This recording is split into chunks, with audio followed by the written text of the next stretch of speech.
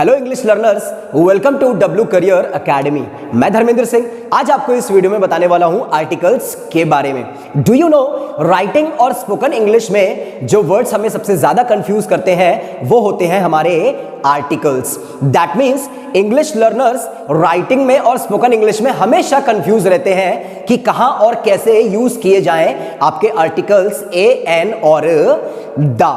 But don't worry my friends, इस video को last तक देखने के बाद आप जो है लाइफ में कभी भी कंफ्यूज नहीं होगे कि कहां और कैसे आर्टिकल ए, एन और द का यूज किया जाता है। यदि किसी नाउन का नाम लेने पर माइंड में अभी भी कंफ्यूजन हो कि नाउन के बारे में तो बात हो रही है लेकिन पर्टिकुलर किस नाउन के बारे में बात हो रही है, तब वहां पे यूज करे जाते हैं इनडेफिनिट आर्टिकल ए और एन।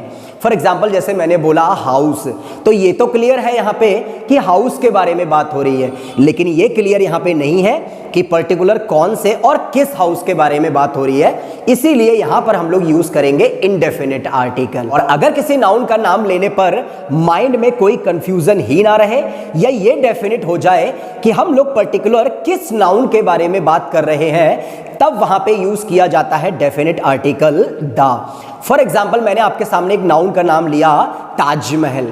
अब जैसे ही मैंने ताजमहल का नाम लिया, हमारे माइंड में कोई भी कंफ्यूजन नहीं रही कि कौन सा ताजमहल, एक ही तो है। तो यानी कि जब ये डेफिनिट हो जाता है कि पर्टिकुलर किस नाउन के बारे में बात हो रही है, तब वहां पे डेफिनिट आर्टिकल द का यूज किया जाता है। तो सबसे पहले हम लोग डिटेल में जानेंगे कि हमारे इनडेफिनिट आर्टिकल्स क्या होते हैं और कैसे इनडेफिनिट आर्टिकल्स का यूज किया जाता है। इनडेफिनिट आर्टिकल हमारे दो होते हैं, ए और एन। इनडेफिनिट आर्टिकल ए और एन का यूज किया जाता है according to the pronunciation of that noun, यानी कि उस नाउन के उच्चारण के पहले अक्षर पर डिपेंड करता है हमारा इनडेफिनिट आर्टिकल ए और एन।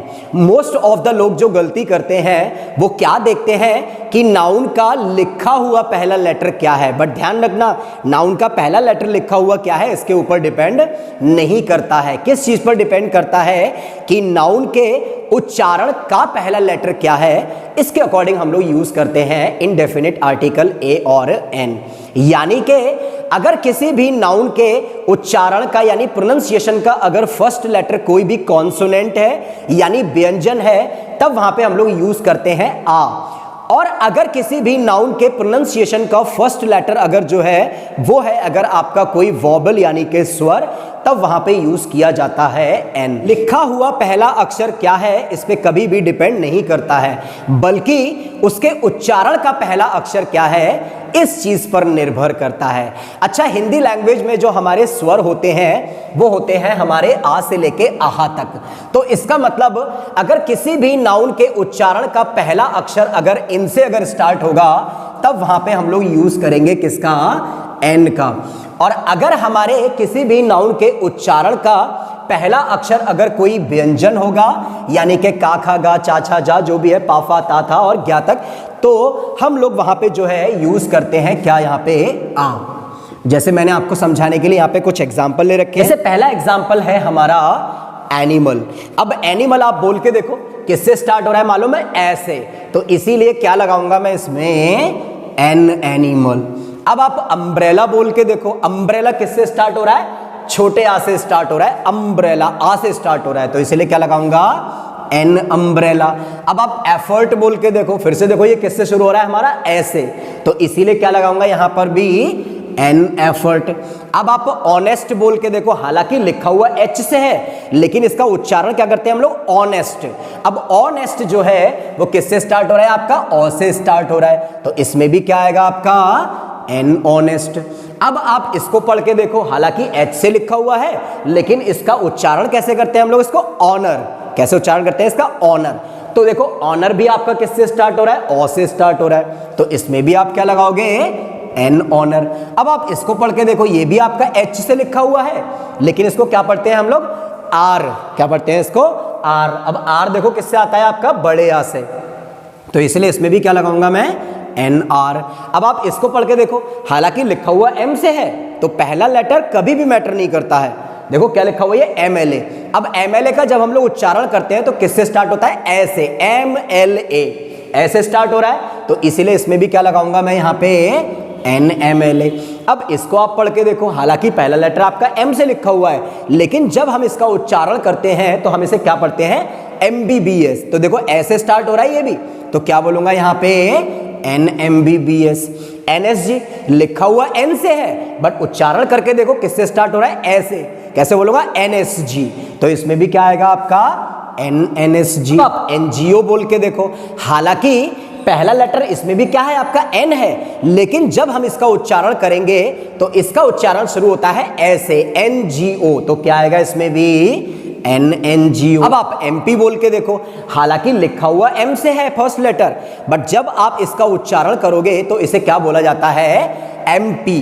ये भी आपका किससे स्टार्ट हो रहा है, ऐसे। तो इसलिए क्या बोलूंगा इसमें भी NMP। अब आप ऑर्गेनाइजेशन बोल के देखो, ऑर्गेनाइजेशन देखो किससे स्टार्ट हो रहा है, ये भी आपका O से स्टार्ट हो रहा है, तो क्या बोलूंगा इसके लिए भी N ऑर्गेनाइजेशन। इंजीनियर बोल के देखो किससे स्टार्ट होता है, आपका S से स्टार्ट होता है इंजीनियर, तो क्या लगाऊंगा इसमें भी N इंजीनियर। जैसे आप अमेरिकन बोल के देखो, अमेरिकन A से स्टार्ट हो रहा है आपका, तो इसलिए क्या बोलूंगा इसके लिए भी N अमेरिकन बोल सकता हूं। जैसे यहां पे आप देखो अफ्रीकन, अफ्रीकन भी आपका किससे स्टार्ट हो रहा है, ऐसे स्टार्ट हो रहा है, तो क्या बोलूंगा इसके लिए भी मैं यहाँ पे N अफ्रीकन। अब आप अपार्टमेंट बोल के देखो, छोटे आ से शुरू हो रहा है, तो क्या बोलूंगा इसके लिए N अपार्टमेंट। अब एप्पल बोल के देखो, एप्पल भी आपका किससे स्टार्ट हो रहा है, ऐसे, तो क्या बोलूंगा इसके लिए भी N एप्पल। अब आप यूनियन बोल के देखो, हालांकि U से लिखा हुआ है, बट आप उच्चारण करके देखो यूनियन, यूनियन आपका या से स्टार्ट हो रहा है, ध्यान रखना किससे स्टार्ट हो रहा है, या से। तो इसीलिए मैं इसमें N नहीं लगा सकता हूं, या से स्टार्ट हो रहा है, या आपका कोई स्वर नहीं है, इसीलिए क्या बोलूंगा मैं इसको, आ यूनियन। अब आप यूनिट बोल के देखो, यूनिट भी आपका किससे स्टार्ट हो रहा है, या से स्टार्ट हो रहा है, तो इसीलिए मैं इसमें भी N नहीं लगा सकता हूं, क्योंकि या हमारा कोई भी स्वर नहीं है, बल्कि क्या है हमारा, वो व्यंजन है। तो क्या बोलूंगा इसके लिए भी आई यूनिट।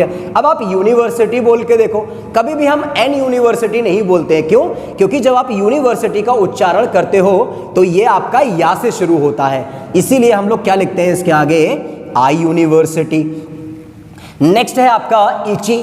अब आप इची पढ़ के देखो, देखो किससे स्टार्ट हो रहा है, ये ई से स्टार्ट हो रहा है, तो इसीलिए क्या बोलूंगा मालूम है, एन इची। जैसे एन इची स्वेटर बोल सकता हूं यहां पे।